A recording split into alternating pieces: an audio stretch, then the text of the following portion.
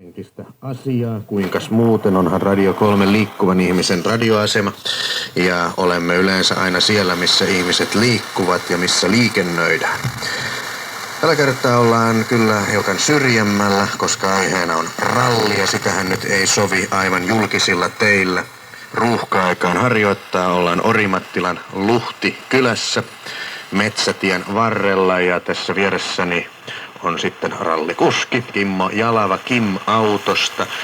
Tässä vaiheessa me nyt valmistaudumme pieneen koeajoon, minkälaisella autolla on tarkoitus ajella ja minkälaista koetta suorittaa.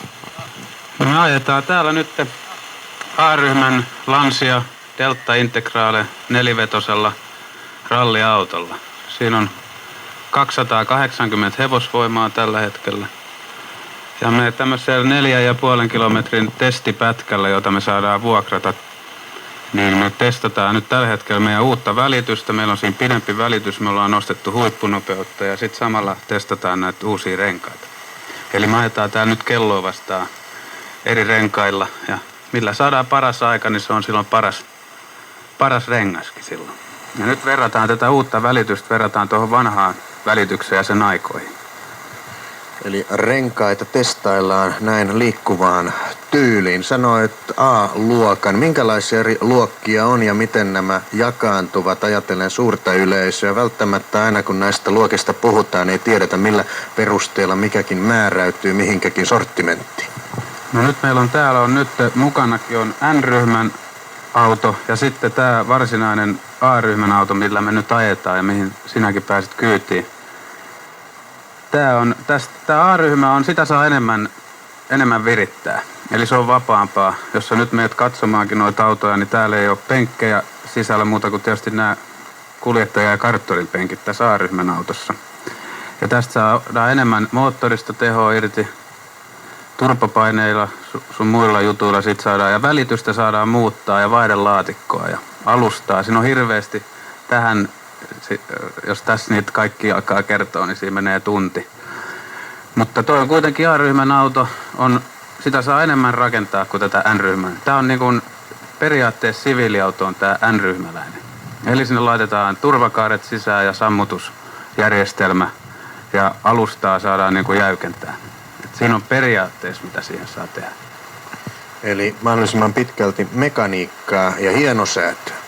Jos mennään sitten aivan sinuun itseesi, mikä sai Kimmo Jalavan aikoinaan harrastamaan tällaista urheilua kuin autourheilu ja kuinka kauan tätä on nyt kertynyt jo harrastuksena? No, tätä on nyt kertynyt 4 vuotta.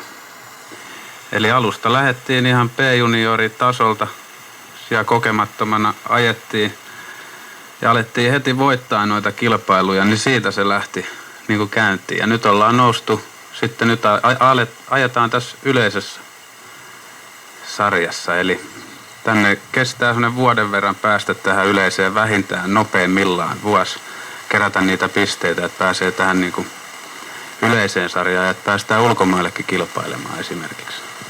Eli lajissa kehittyminen ja vauhdin hurma. Nyt kun puhutaan autourheilusta yleensä, tässä on aina hiukan tunnepainotetta mukana. On nimittäin sellaisia tahoja, jotka eivät välttämättä autoilua ole aina halunneet urheiluksi mieltä. Kuinka paljon tämä vaatii fysiikkaa?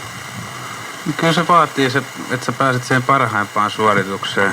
Voit sä tietysti huonokuntoisenakin ajaa määrättyyn pisteeseen asti, mutta kyllä tämä vaatii fysiikkaa. Nytkin kun me ajetaan toi 4-5 kilometriä, niin mä oon ihan märkä jo pelkästään sen jälkeen, kun me ollaan siellä toisessa päässä. Et kyllä se vaatii fysiikkaa. Ei siitä pääse mihinkään. Ja vielä tähän loppuun sen verran, että miten muuten ylläpidät tätä ajokuntoasi? Voidaksesi sitten testejä ajaa? Tässähän ei pahemmin virheitä saa tehdä, nopeus on suuri ja se voi johtaa sitten tuonne männikköön suomalaiseen honkaan. Miten ylläpidät kuntoasi ja muuten kuin ajamalla? No tää ihan lenkkeilyhän on yksi niistä paras ja sitten käsivoimia punteilla ja uinti on yksi semmonen mitä mä harrastan. Semmoisilla keinoilla ne pysyy ihan siinä kunnossa nyt mitä tarvii. Näin siis Kimmo Jalava Kim Autosta ja toivotaan sitten vauhdikasta ja turvallista jatkoa. Joo, kiitos.